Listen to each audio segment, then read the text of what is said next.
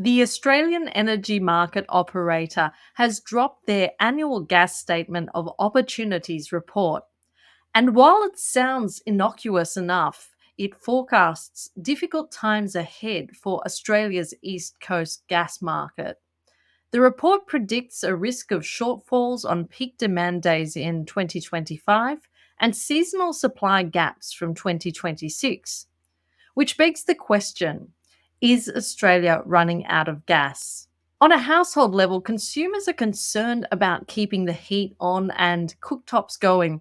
The idea of running out of gas in winter worries those of us who still have gas connections in their homes. In the bigger picture, governments and industry are grappling with a complex change from fossil fuels to renewable energy sources. The prediction of gas shortfalls is but one of many teething issues in that transition.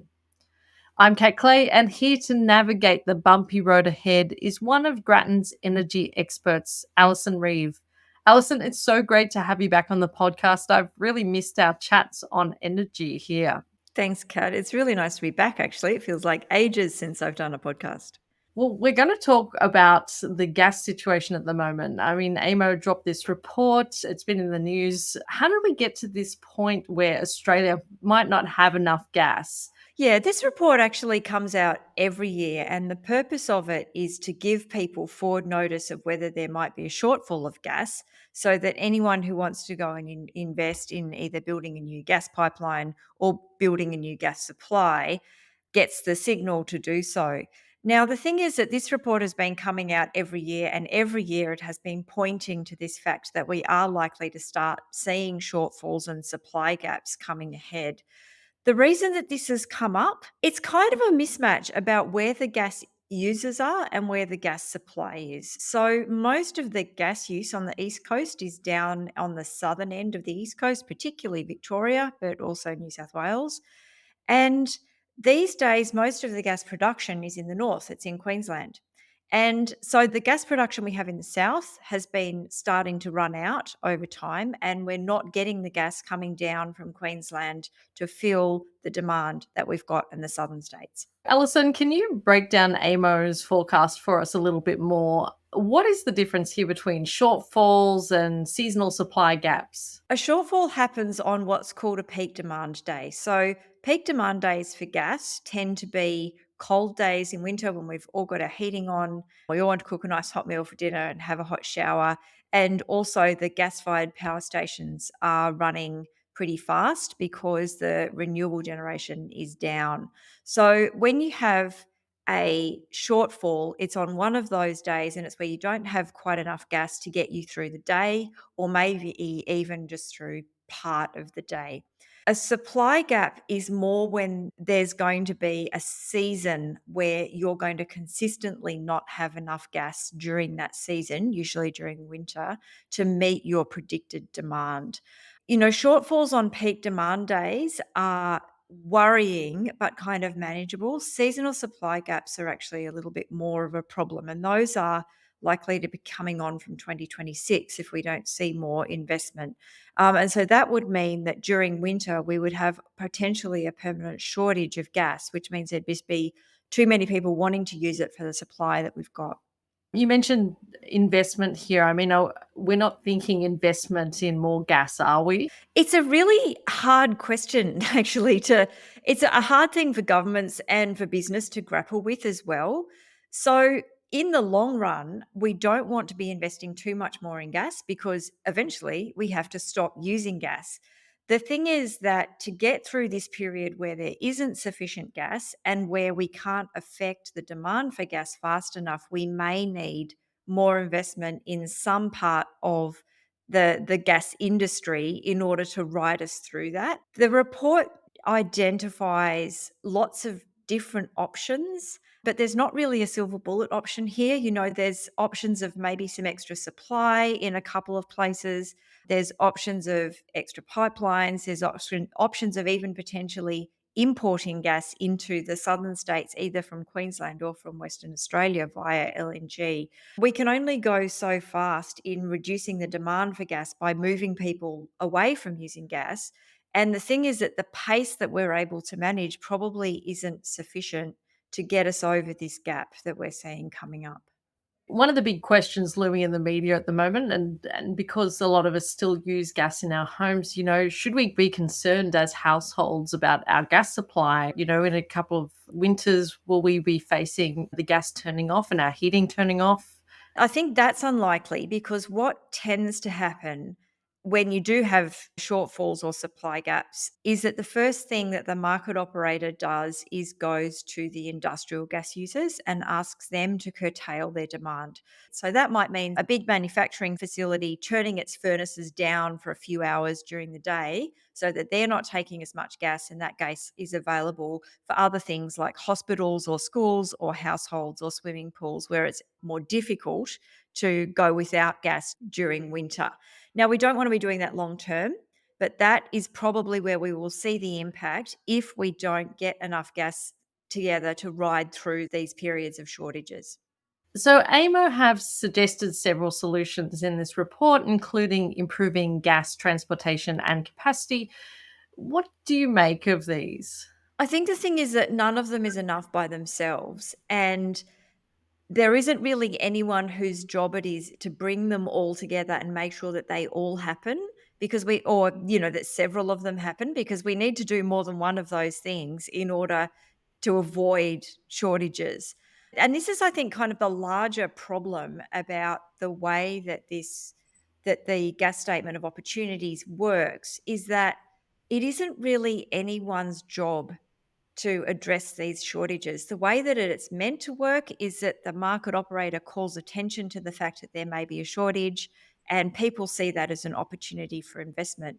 But year after year, companies are choosing not to make that investment. And that's because even though the market operator can point to these potential shortages, there's still considerable uncertainty around the future demand for gas and when that's going to be there. And that really affects whether or not people want to invest, because you're not sure if you're investing, for a 10-year period, for a 5-year period, or for a 30-year period. And all of those, really affect how you finance a project. Yeah, and it's not a simple thing to just invest for a short-term project. There's a high level of cost involved, and obviously the cost of gas is going to increase through the years as we transition to renewables. I can understand why businesses are kind of watching the cards play out closely. I mean, is there a place for government to do something here? Yeah, so the federal government earlier this year announced a deal with Woodside and Exxon to secure an additional, I'm sorry, I can't remember exactly how many petajoules of gas, but they secured enough gas to remove the risk that we would have had a shortage in Victoria this winter in 2024. But that's really just pushed the problem out to 2026. We actually need a lot more new supply. We potentially do need new deals like that. We also need, I think, governments to start giving companies more certainty around exactly what the role of gas is going to be over the next 25 years. Governments use these sort of quite general statements along the lines of, oh, gas will be an important part of the transition, but that's not enough certainty to put your money on the table or not. Governments really need to start being a lot clearer about when they expect to see certain sectors winding down their gas use, particularly that's, I think, for households. And they also need to put, I think, a few more boundaries around what the role of gas in the electricity system is going to be in the long term as well. Because again, the forecasts show that there is a role there for gas and it's quite small, but there's still a considerable amount of uncertainty around how big that will be. The thing I wanted to ask about as well is the closure of coal-fired power stations and things like that. Is that playing a part here as well?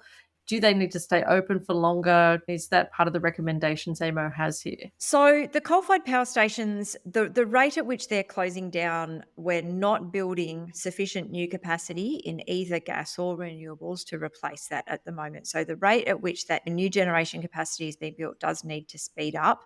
So we may need to run the gas generators that we've already got a little more often, which would mean that we would need extra gas in order to do that. And we'd be doing that so that we don't also get a reliability problem in the electricity supply.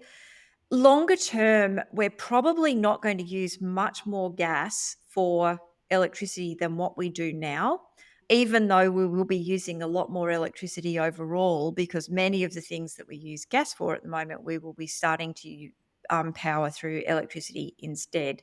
But most of that is likely to be taken up with new renewable generation. The problem with keeping the coal open for longer is a lot of the coal-fired power stations are really old.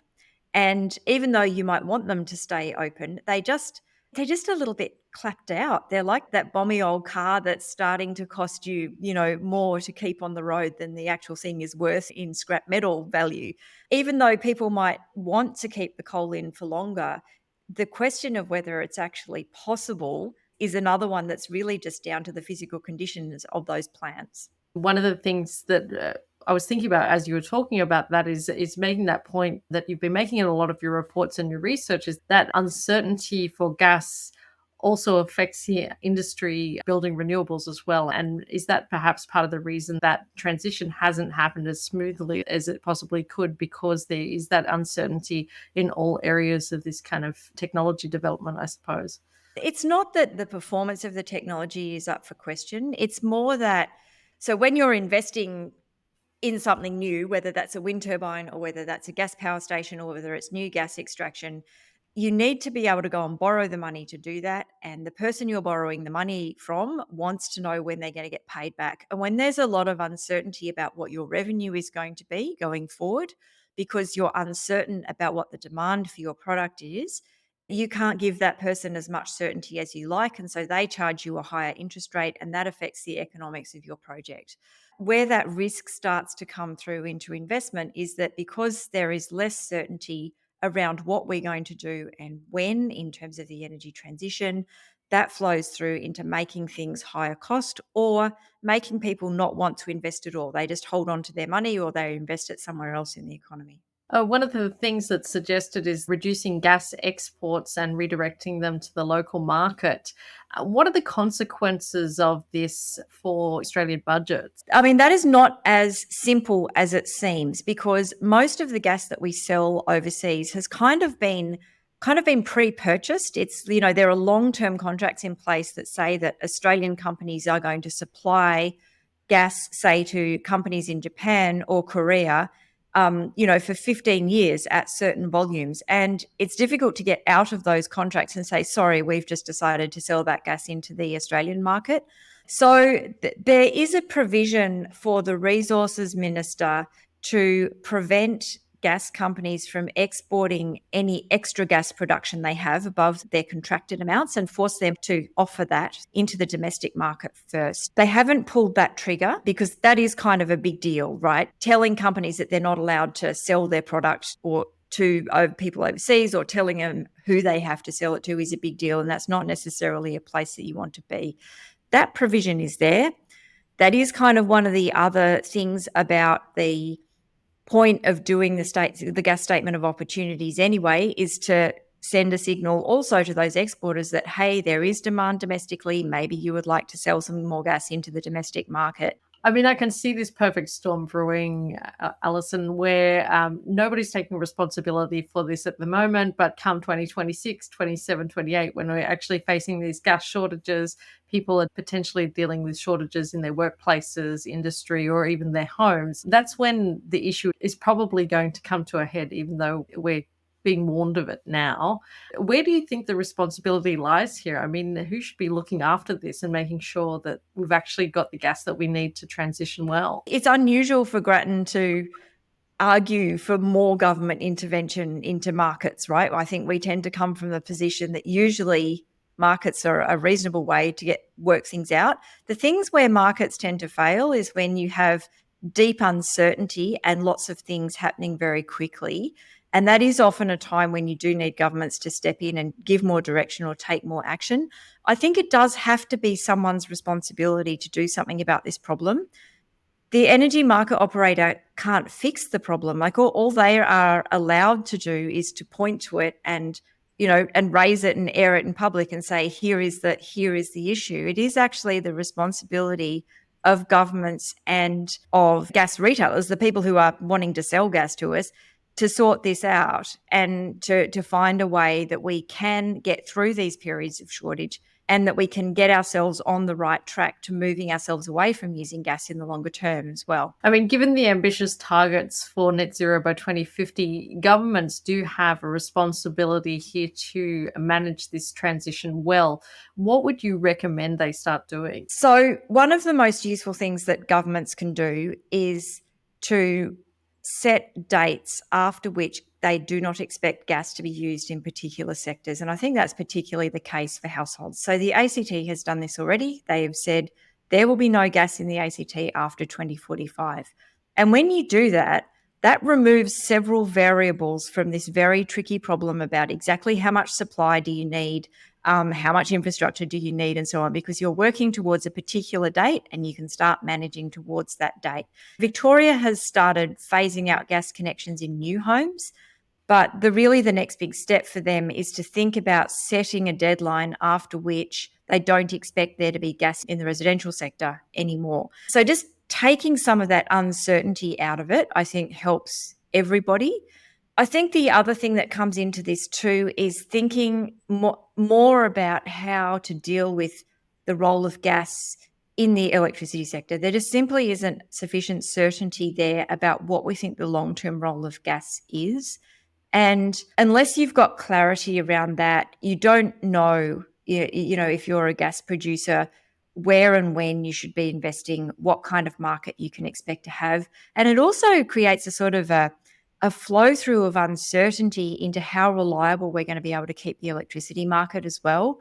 Because at the moment, everyone's working assumption, I think, is that we will have a very high renewables market with some storage and things like pumped hydro, and then we'll rely on gas for when we really need it. But that assumption is is assuming that gas will just be there. And if we aren't seeing the investment into making sure that the gas is there when we need it, then that assumption isn't going to hold either. And we've actually suddenly introduced a whole lot of uncertainty into the energy market too. And I mean, Alison, we do have a whole report on getting off gas, don't we? We sure do, and a podcast in our back catalogue for people who were interested. So that was the report that we published at the beginning of last year about how to move households away from using gas, and basically why that was actually a better financial decision for most households to make that change. One of the things we did say in that, you do have to move a lot of households. I think our estimate at that time for Victoria was you needed to switch around 200 homes a day from gas onto electricity, but 400 homes a day in Victoria will be replacing one of their gas appliances because it's broken and at the end of its life. Part of this process of getting out of gas is really just comes down to the natural replacement of gas appliances and whether that's an opportunity to switch over to using electricity. We can't do that fast enough, as far as anyone can see, to get us through these potential forecast of shortages in 2026. But the more of it that we do, the less likely we are to have these periods that we need to worry about with gas shortages going forward. Thank you so much, Alison. If you'd like to read that report or the AMO report, I'll put links to those in the show notes for today. If you'd like to donate to Grattan, please visit grattan.edu.au/donate. We really appreciate your support, and every dollar helps to continue our evidence-based policy research. As always, please do take care, and thanks so much for listening.